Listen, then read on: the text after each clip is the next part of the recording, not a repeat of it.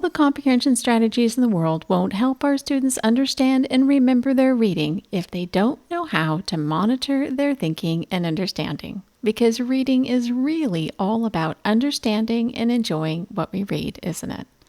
Obviously, today I have the skinny on monitoring comprehension.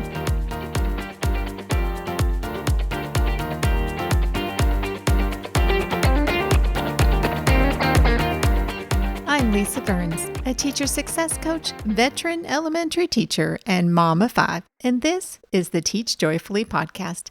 Thanks for joining me today. Are you missing out?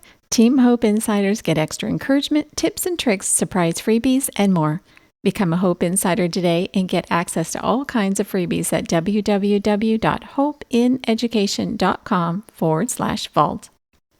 The dictionary defines monitor as to watch, observe, to listen to, or check something for a specific purpose over a period of time, or to keep track of. Monitoring our comprehension gives us control of our thinking and our understanding by paying attention to what we think, notice, and wonder. It also helps us realize when we don't understand what we read. There's so many ways to help students learn how to monitor their comprehension. We can do stop and think, stop and jot, summarizing, post-it notes, asking questions, rereading, visualizing. We can make charts and keep track of characters or events. There's all kinds of things we can do.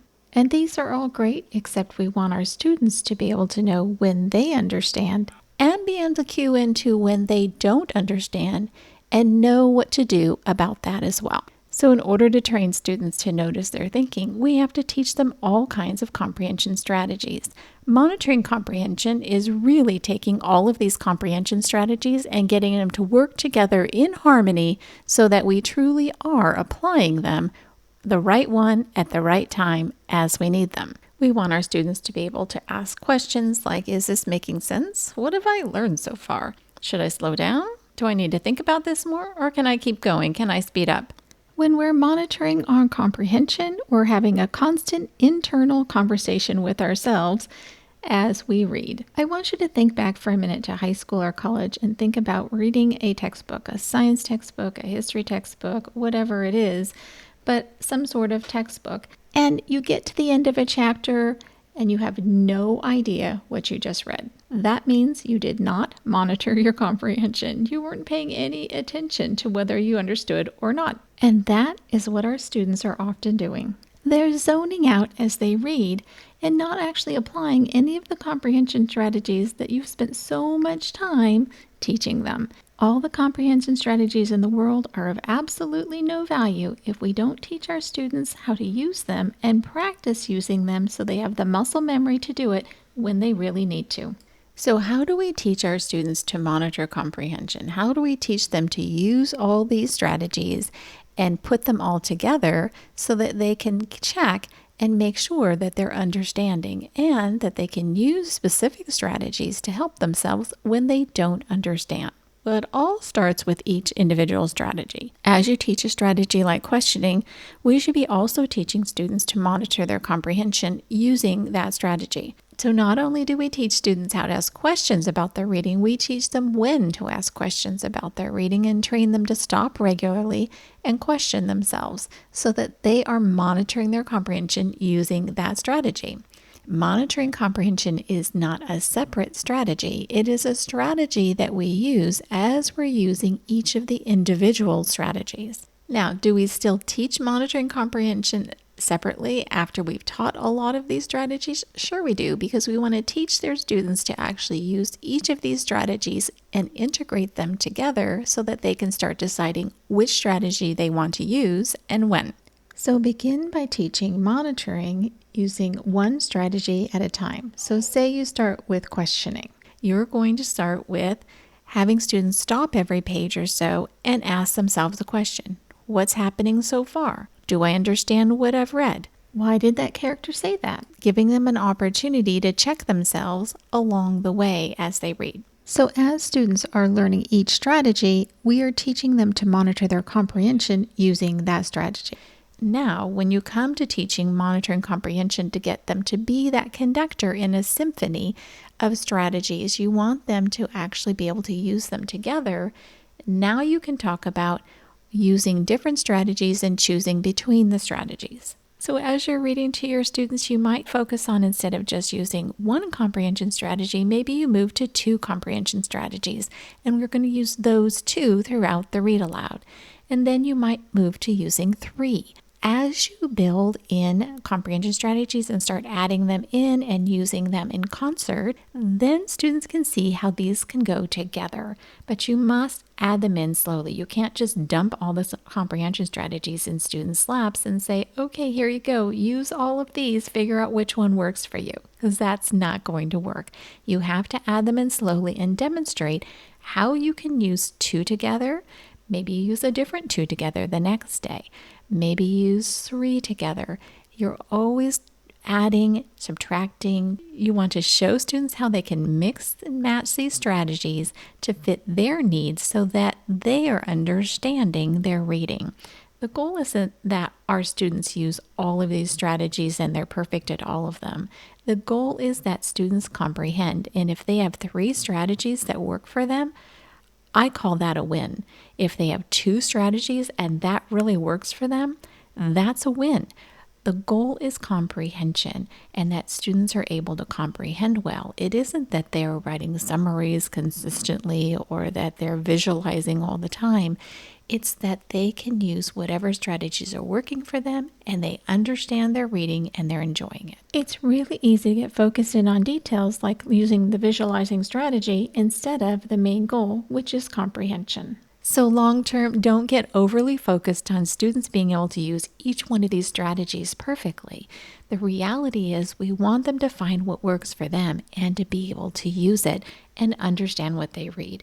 And if they are doing that, then we've already won, and so have they. So we are comprehension focused, not strategy focused. Strategies are just the tools that will help us get to the goal of comprehension. All right, so now let's talk about ways that you can help your students practice these strategies together and individually so that they can become habits and they don't have to think about them. They'll just use them and monitor their comprehension. Sticky notes are a great way for students to learn to monitor their comprehension and practice. It's also a way for you to check up on students to make sure that they are understanding and you know they're thinking. I like to use sticky notes that have symbols on them. Each of the different strategies has a symbol. So for questioning, it might be question marks across the top of the Post-it note. Now, you don't need pre-printed Post-it notes. Your students can simply draw a question mark at the top of the Post-it note and then write their question as they're reading and stick it on the edge of their book so it hangs out of the book. You want the edge of the Post-it note to hang outside of the book so you can see the symbol. The reason being that then they can go back and see these Post-it notes along the edge of their book and be able to choose them and talk to you about them, and you guys can have a conversation about them. But they can't find them if they're stuck in the middle of the book. They got to flip through the book and figure that out. So I like the edge of it hanging out of the book. Then I can see that they've used different kinds of strategies and when they've used different strategies. On the Post-it notes, they can write questions, words they don't know. They can actually write notes about what they do know. It's an opportunity for students to monitor their comprehension in a way that's actually quite real. And then these Post-it notes can be taken out and put into a reader's notebook so that they have all of their questions, they have all of their notes and ideas and things they remember about the story in their notebook. Another way to help your students monitor comprehension is with your anchor charts. You can have stop and think questions for each type of strategy on anchor charts that students can use to help themselves as they're reading. And the next way students can actually help themselves as they're reading and check their comprehension is to have a reader's notebook beside them as they're reading. They can write short 6 to 12 word summaries for each couple of pages or chapter. They can draw that mental picture that they've created in their head with visualizing. There's all kinds of ways that they can use that journal. Students can practice stop and think strategies.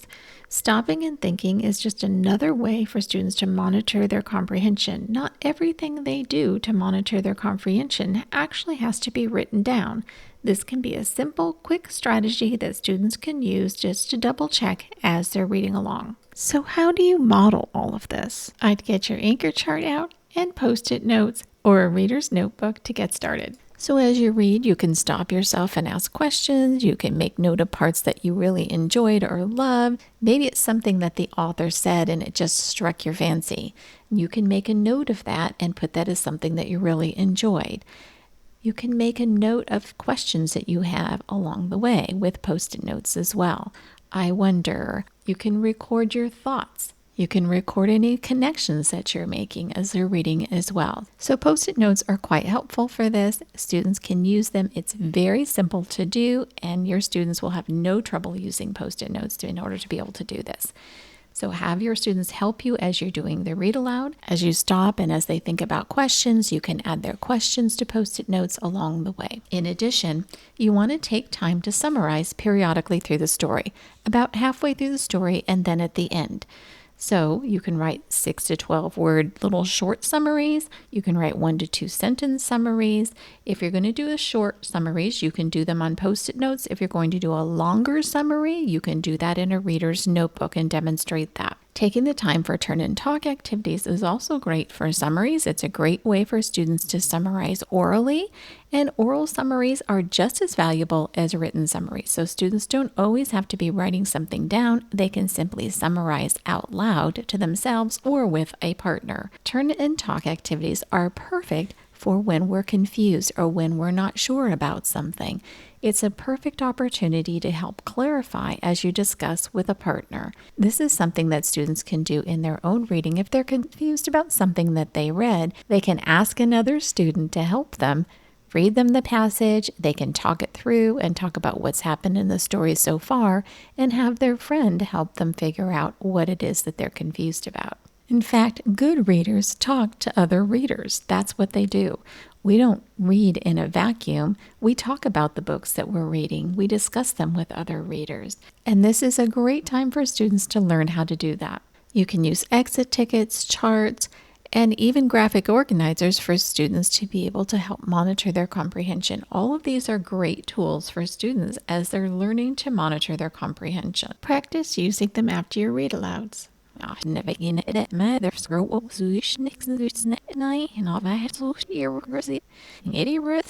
Eddie neither van opinion than getting it back no get the smiths normal if it's low see him we see that our so shiven English never no matsu you're obvious there's no or not national marker and there's no me because we made their feet was what her sky for that what those carton or like it's near listen to their feet in their body because it's in like our next sucks and they know or they are still trying to do so now she wish this or money girl I'm so stupid.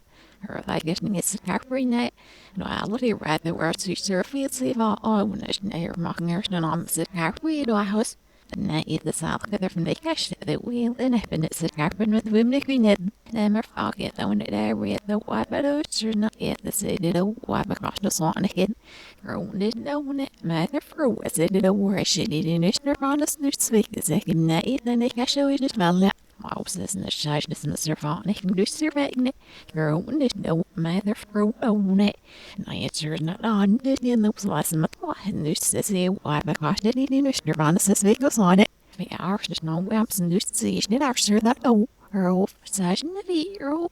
Her cousin Barb's on the working at hero and that's kind of the finale game the human. Eddie read the wishness day for many of missing the email the original with no idea mission here marker there's no mission met no we be with my laugh but not mission here marker there's no lips this right now we so look where you're from your what's so I hang it all shit you know where you're from your own is all shit and that's and that's a feel still where you're from your words each did our so what because that's each did our see long as you I because this near marker there's no I because we snake cash do it I mean I shouldn't was and I read when you're right nice you're not on him the real missing it far felt so disease this now with it yeah would it ever do even it so carps I'm in this near from marker there's no me let's listen to matter for not in it my hat such in it nor not dang you need or to keep it I've been get the fine to be done while we're trying to my sweet let's listen to the way vision or open it matter from your was the one I sick with for the way vision do sir no we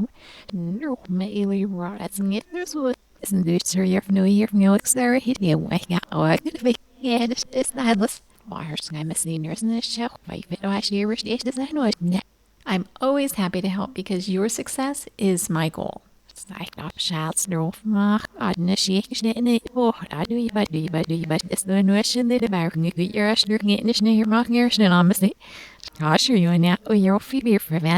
As always, you can grab all my freebies in the vault. That link will be in the show notes for you.